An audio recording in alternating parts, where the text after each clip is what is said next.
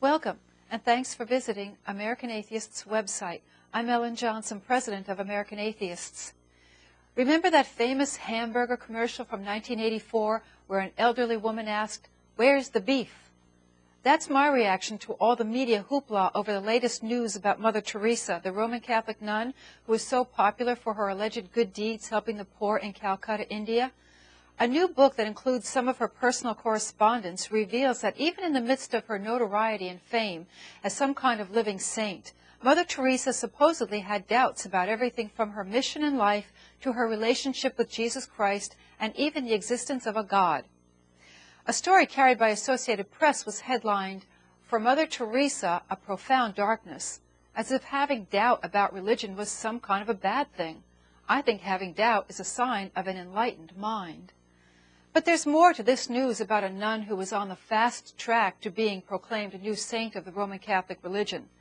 Mother Teresa's alleged crisis of faith has been public knowledge since 2003, when an investigation was launched by the Vatican as part of the clamor to her becoming a saint.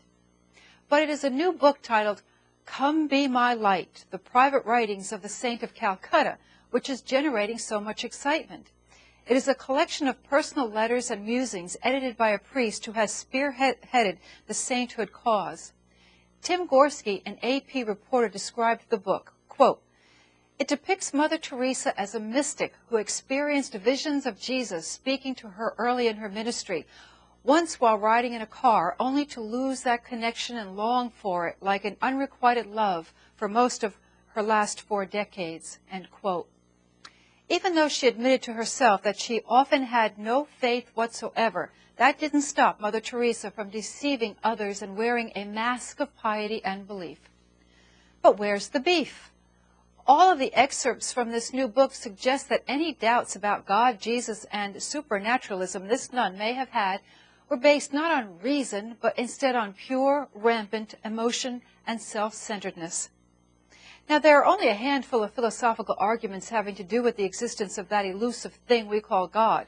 You're probably familiar with most of them. We don't find any of this, however, in the excruciatingly angst-ridden fears put down on paper by Mother Teresa. Instead, we learn that Jesus wasn't talking to her. God was absent. She wrote of loneliness, darkness, and torture. There's no critical doubt here, no questioning based on reason, only whining that she doesn't hear or see these supernatural pals of hers. Religion, especially Christianity, has always viewed doubt as sinful and unwholesome.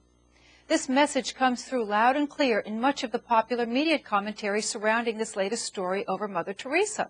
In the latest issue of Time magazine, for instance, staffer David Van Beams describes her so-called crisis of faith.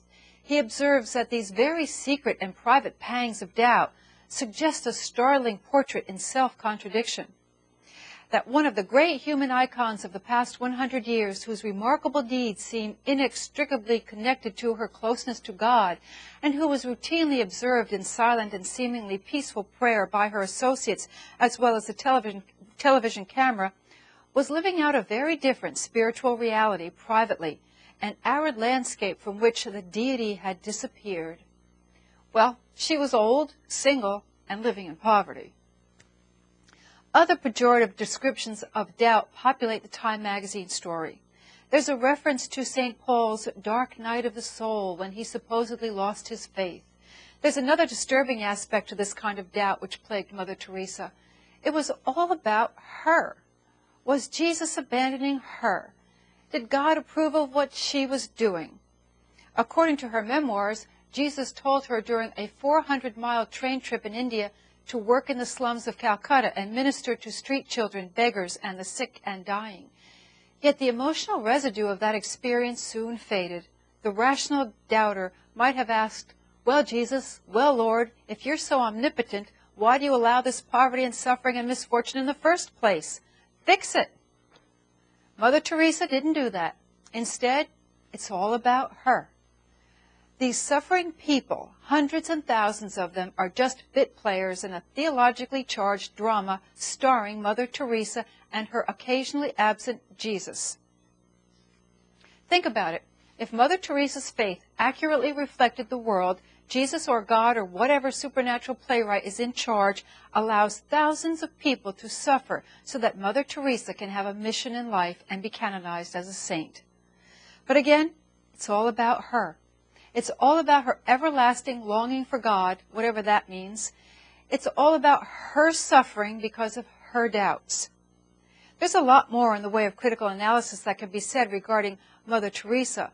Writer and social critic Christopher Hitchens penned a scathing book about her titled The Missionary Position, and he rightly described her as a fanatic, a fundamentalist, and a fraud.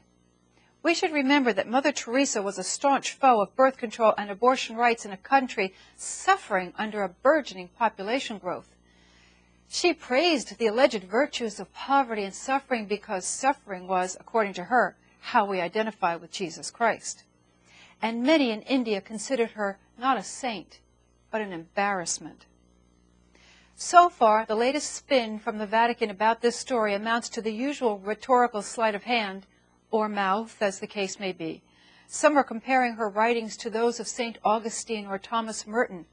Others predict it will actually aid the fight for her sainthood because she didn't give in to her doubts. But how could she? Her doubts had everything to do with torrential, subjective, emotional drama, not an honest evaluation of the facts.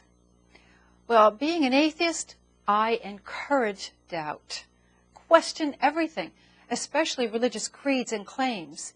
If you think there's a God, whatever flavor you may believe it, Jewish, Christian, Muslim, see if that belief passes intellectual scrutiny. Put your faith to the test, not of feeling like Mother Teresa did, but of intellect and reason. Make up your own mind. You might find that doubt is a good thing and a useful tool when going through life. Now you know. If you are an atheist, I hope you will show your support for being an atheist by joining us. Thanks for visiting our website. I'm Ellen Johnson.